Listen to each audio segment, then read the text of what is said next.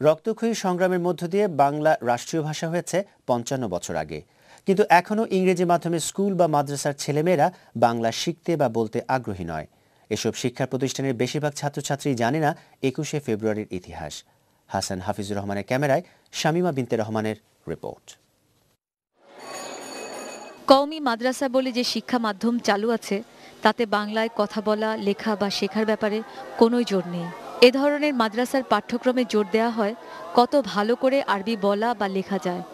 তাদের শিক্ষাক্রমে বাংলা নামে একটি বিষয় থাকলেও তাতে ছড়া, গল্প বা বাংলাদেশের ইতিহাস শেখানো হয় না।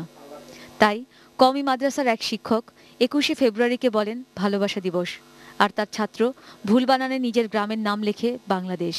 ২১শে ফেব্রুয়ারি হলো ভালোবাসা দিবস। ২১শে ফেব্রুয়ারির নাম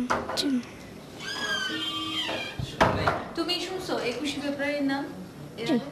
বাংলায় পড়ালেখা হয় এমন সব বেসরকারি বিদ্যালয়ের ছাত্রছাত্রীরা ২১শে ফেব্রুয়ারি সম্পর্কে জানলেও বেশিরভাগ সরকারি প্রাথমিক বিদ্যালয়ের শিক্ষার্থীরাই তা জানে না। বিদ্যালয় প্রাঙ্গণে শহীদ মিনার থাকলেও এর ইতিহাস সম্পর্কে জানে না অনেকেই।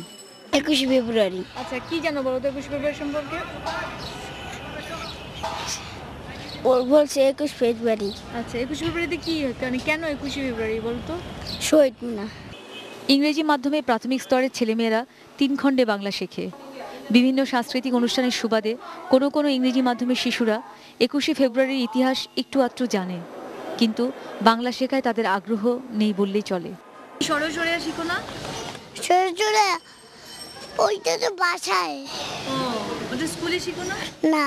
হ্যাঁ, এই দিনে অনেকজনই মরেছিলেন। আচ্ছা, কারা কারা বলো, নাম জানো? ওরকম জানি না, কিন্তু ৭ জন আছে। ইংলিশ, কারণ ওইটা যখন আমরা একবার শিখে ফেলি it's very easy to learn. English এখানকার মিডিয়াম অফ ইনস্ট্রাকশন, সব কিছু হিস্ট্রি, জিওগ্রাফি, সায়েন্স সব কিছু ওরা ইংলিশে করছে। বাংলা শুধু একটা সাবজেক্ট, যার জন্য ওদের আগ্রহ কম। নোবেলজয়ী বিশ্বকবি রবীন্দ্রনাথ ঠাকুর বলেছিলেন, আগে চাই বাংলা ভাষার শক্ত গাঁথুনি, তার ওপর ইংরেজি শিক্ষা। ইংরেজি, মাদ্রাসা, বাংলা ৩ শিক্ষা মাধ্যমে বাংলা ভাষার গাঁথুনি কী করে আরও শক্ত করা যায়, মহান ২১শে ফেব্রুয়ারির এই দিনে বিষয়টিকে নীতি নির্ধারকরা ভেবে দেখবেন। শামীমা বিনতে রহমান, ওয়ান নিউজ, ঢাকা।